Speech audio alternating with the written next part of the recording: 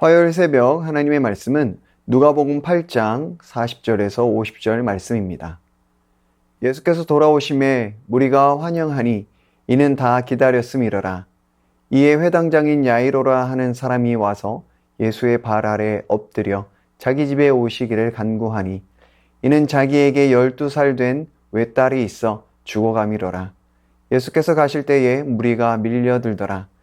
이에 12해를 혈루증으로 앓는 중에 아무에게도 고침을 받지 못하던 여자가 예수의 뒤로 와서 그의 옷가에 손을 대니 혈루증이 즉시 그쳤더라.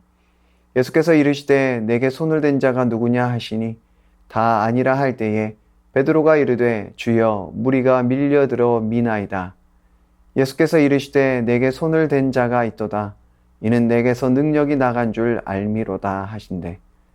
여자가 스스로 숨기지 못할 줄 알고 떨며 나와 엎드려 그 손댄 이유와 곧 나은 것을 모든 사람 앞에서 말하니 예수께서 이르시되 딸아 내 믿음이 너를 구원하였으니 평안히 가라 하시더라. 아직 말씀하실 때에 회당장의 집에서 사람이 와서 말하되 당신의 딸이 죽었나이다. 선생님을 더 괴롭게 하지 마소서 하거늘 예수께서 들으시고 이르시되 두려워하지 말고 믿기만 하라. 그리하면 딸이 구원을 얻으리라 하시고. 아멘. 믿음은 방향이 중요합니다. 믿음이 나를 향하고 있으면 내가 얼마나 믿느냐를 주목합니다. 그래서 내가 의심 없이 믿으면 무엇이든 이룰 수 있다는 식으로 해석할 수 있습니다. 하지만 믿음은 나를 향하는 것이 아니라 예수님을 향하는 것입니다. 예수님은 언제나 선하시고 신실하심을 믿는 것입니다. 비록 나의 상황이 눈에 보기에 어려워도 하나님은 여전히 내 삶 가운데 일하고 계심을 믿는 것이죠. 믿음의 방향은 예수님입니다. 오늘 본문에서도 믿음의 이야기가 나오고 있습니다. 회당장 야이로는 예수님 앞에 꿇어 간청하고 있었습니다. 죽어가는 딸을 살리기 위해 자신의 집으로 와달라는 간청이었습니다. 야이로의 상황은 비극적이었고 절망스러웠을 것입니다. 하지만 그는 예수님을 향한 믿음으로 나아갔습니다. 예수님께서는 친히 그와 함께 야이로의 집으로 향하셨습니다. 그런데 그때 또 다른 한 사람이 등장합니다. 12년 동안 혈루증을 앓았던 여인입니다. 43절에서는 그녀를 아무에게도 고침을 받지 못하던 여자라고 표현합니다. 마가복음에서는 그녀가 많은 의사들을 찾았지만 재산만 탕진했다고 기록합니다. 경제적으로 파산했고 사회적으로도 고립되었습니다. 혈류증은 부정한 것이었기에 공동체 안에 있을 수 없었습니다. 12년 동안 자가 격리한 것이었죠. 그녀 또한 야이로 못지않게 비극과 절망을 맛보고 있었습니다. 우리가 이러한 절망감을 느낄 때 자꾸 상황과 감정을 생각하면 절망감은 더욱 커져만 갑니다. 그 절망감에 내 생각도 마음도 물들어 갑니다. 우리가 이러한 절망감에서 나올 수 있는 방법은 하나입니다. 더 크신 주님을 만나는 것이죠. 혈루증을 앓던 여인은 예수님에 대한 믿음이 있었습니다. 마가복음에서는 예수님의 옷자락만 만져도 나을 수 있다는 믿음으로 나아갔다라고 기록하고 있습니다. 이것은 상식을 초월하는 것이죠. 부정한 사람이 만지는 것은 다 부정해지는 것이 상식입니다. 그런데 오히려 예수님을 만지면 내가 정결해질 수 있다는 것은 상식을 뛰어넘는 믿음이었습니다.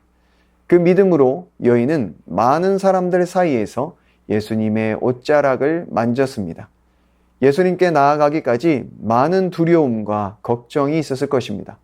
그러나 믿음으로 말미암아 기대감 또한 있었을 것입니다. 예수님의 옷자락만 만져도 나을 수 있다는 기대감, 예수님의 놀라운 역사를 경험할 수 있다는 기대감. 이 여인의 믿음은 결국 예수님이 어떤 분이신가로 향하고 있었습니다. 모든 부정함을 정결케 하시는 분, 어떤 연약함도 치유하고 고치시는 분. 이 여인의 믿음의 방향은 예수님이었습니다. 48절을 보면 예수님께서 여인에게 말씀하십니다. 딸아, 내 믿음이 너를 구원하였으니 평안히 가라. 예수님께서는 그 여인을 딸이라 부르십니다. 공동체에서 격리되었던 그녀를, 가족들과도 함께 할 수 없었던 그녀를 예수님께서 하늘 가족으로 부르신 것입니다. 그리고 말씀하셨습니다. 평안히 가라. 더 이상 절망 속에 살지 않도록 하늘의 평안을 주십니다. 혈루증은 그녀를 절망의 수렁에 빠지게 만들었습니다. 하지만 예수님은 그녀를 절망에서 건져 하늘의 평안으로 인도하셨습니다. 소망을 꿈꿀 수 없는 그녀에게 산 소망이 되어주셨습니다. 이것이 바로 예수님이 주시는 구원인 것이죠. 이 사건을 통해 야이로는 더욱 확신에 찼을 것입니다. 예수님 옷자락만 만져도 질병이 치유되었는데 예수님께서 직접 만지신다면 우리 딸도 치유될 것이라 확신했을 것입니다. 그런데 그때 절망스러운 소식이 전해집니다. 야이로의 딸이 죽었다는 것입니다. 그 소식은 비극이었고 절망이었습니다. 슬픔과 두려움이 몰려왔을 것입니다. 하지만 예수님께서는 말씀하십니다. 두려워하지 말고 믿기만 하라. 그리하면 딸이 구원을 얻으리라. 그렇습니다. 세상은 우리보다 훨씬 큽니다. 인생의 문제 앞에서 우리는 너무나 작습니다. 절망스럽고 헤어나올 수 없습니다. 그때 주님께서 말씀하십니다. 두려워 말고 나를 믿어라. 예수님이 어떤 분이십니까? 세상과 비교할 수 없을 만큼 크신 분이십니다. 죽음조차도 이기시는 생명의 주인이십니다. 그래서 시편 기자가 이렇게 고백했습니다. 내가 산을 향하여 눈을 들리라. 나의 도움이 어디서 올까? 나의 도움은 천지를 지으신 여호와에게서로다. 우리 스스로는 절망을 이길 수 없습니다. 그 문제들은 끝이 없습니다. 하지만 우리가 절망이 아니라 소망을 품을 수 있는 이유는 한 가지입니다. 주님께서 나와 함께 하시기 때문입니다. 내가 사망의 음침한 골짜기를 다니지라도 해를 두려워하지 않는 것은 주께서 나와 함께 하시기 때문입니다. 오늘도 주님께서 말씀하십니다. 두려워하지 말아라. 믿기만 하라. 그 믿음의 방향은 예수님입니다. 내가 믿는 예수님은 어떤 분이십니까? 내가 얼마나 확신하느냐가 아니라 지금 나의 상황과 감정이 어떠하느냐가 아니라 나와 함께 하시는 주님은 어떤 분이신가를 주목해야 합니다. 그래서 그리스도를 아는 것이 중요한 것이죠. 그분을 아는 만큼 우리는 더욱 주님을 신뢰하며 의지할 수 있습니다. 주님의 높고 위대하심을 아는 만큼 우리는 주님을 더욱 신뢰할 수 있습니다. 절망을 소망으로 바꾸시는 분, 사망을 생명으로 회복시키시는 분, 그분이 바로 예수님이십니다. 그러니 믿음으로 주님을 바라보고 주님을 붙들 때 우리는 절망에서도 소망을 품을 수 있게 되는 것이죠. 세상의 수많은 공격 속에서도 하늘의 평강을 누릴 수 있게 되어집니다. 그 자리로 주님께서 우리를 부르셨습니다.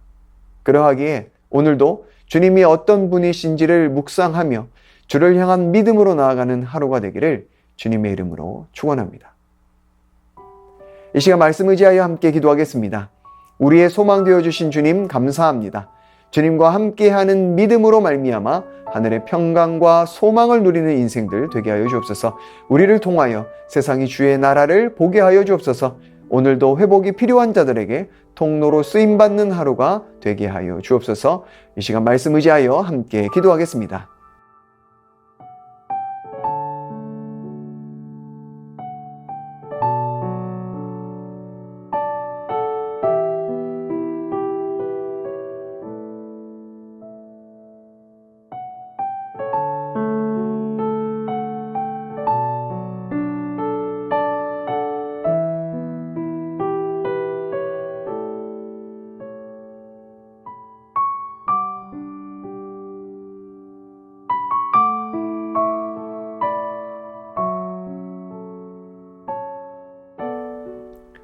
계속해서 나라와 민족을 위해서 기도하겠습니다. 이 나라의 정치와 경제가 속히 회복되게 하여 주옵소서. 한국 교회가 말씀 위에 바로 서서 복음의 통로로 온전히 쓰임받게 하여 주옵소서. 전쟁과 재난, 폭력과 억압 속에서 신음하는 열방을 고치시고 회복시켜 주옵소서. 계속해서 나라와 민족과 열방을 위해서 함께 기도하겠습니다.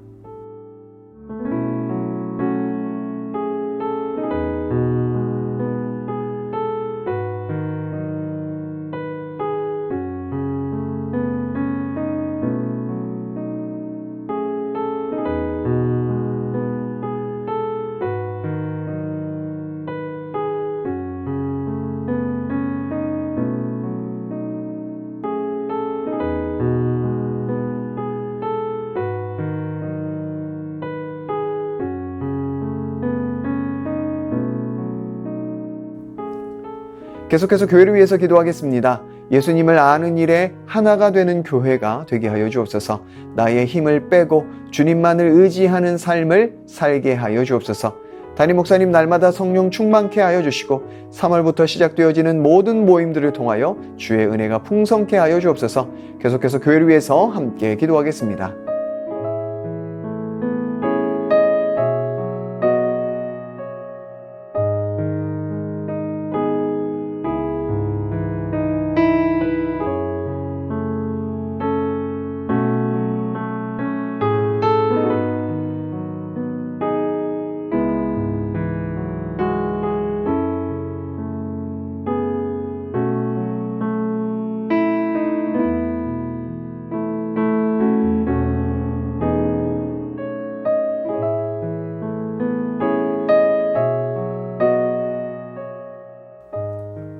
마지막으로 선교사님과 한우들을 위해서 기도하겠습니다.